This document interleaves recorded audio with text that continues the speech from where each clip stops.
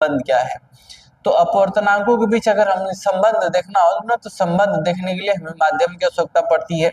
क्योंकि एक माध्यम में तो फिर अपवर्तन होता ही नहीं है, कम से कम 2 माध्यम होने चाहिए या फिर 3 माध्यम होना चाहिए। तो पहले कंडीशन में देख लेते हैं कि 2 माध्यम। अगर इन दोनों माध्यमों में अगर देखें तो पहला माध्यम अगर हम मान चले कि वायु, 2 माध्यम पहले इस तरह समझ लेते हैं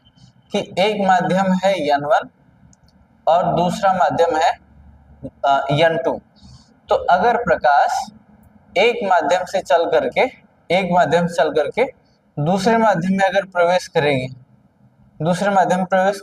तो ये तो पहला माध्यम हो गया, दूसरे माध्यम हो गया, तो एक माध्यम से चल के दूसरे माध्यम में प्रवेश कर रही है। तो जो पहला माध्यम है ये हो जाएगा 1 N, दूसरे माध्यम में प्रवेश करती ये हो जाएगा 2, यानी कि पहले माध्यम के सापेक्ष हो गया दूसरा माध्यम का अपवर्तनांक। लेकिन अगर एक माध्यम से दूसरे माध्यम में जा रही है और इसी को अगर हमें वापस करना हो, ये आ रही है, इसका अपवर्तन हो रहा है, लेकिन अपवर्तन के पश्चात अगर हम इसे दोबारा से वापस भेज दें तो ये दोबारा से जाएगी। अब दोबारा से जाने का मतलब N2 से जा रही है N1 में, अगर पहले माध्यम के सापेक्ष दूसरे माध्यम में जा रही है तो यहाँ पे हम कह सकते हैं कि ये हो जाएगा इसका साइन आई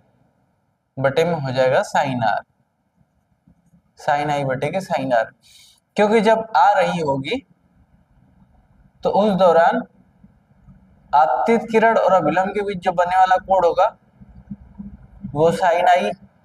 आई हो जाएगा, और अपवर्तित किरण और अभिलंब के बीच जो कोण बनेगा साइन आर हो जाएगा। तो पहले माध्यम के सापेक्ष दूसरे माध्यम का अपवर्तनांक यानी साइन आई बटे के साइन आर। लेकिन जबकि हम इसे दोबारा से दूसरा माध्यम से पहले माध्यम में भेज रहे हैं तो ये हो जाएगा 2n1, यानी दूसरे माध्यम से पहले माध्यम में जा रही है तो ये हो जाएगा साइन आर बटे में हो जाएगा साइन आई, साइन आर बटे के साइन हो जाएगा। अगर इन दोनों का हम गुणा करा दे समीकरण 1 और समीकरण 2 का, तो 1n2 गुणे में 2n1, यानी प्रथम माध्यम के सापेक्ष द्वितीय माध्यम का अपवर्तनांक और दूसरे माध्यम के सापेक्ष प्रथम माध्यम का अपवर्तनांक, तो इधर राइट साइड का भी हो जाएगा इसका साइन आई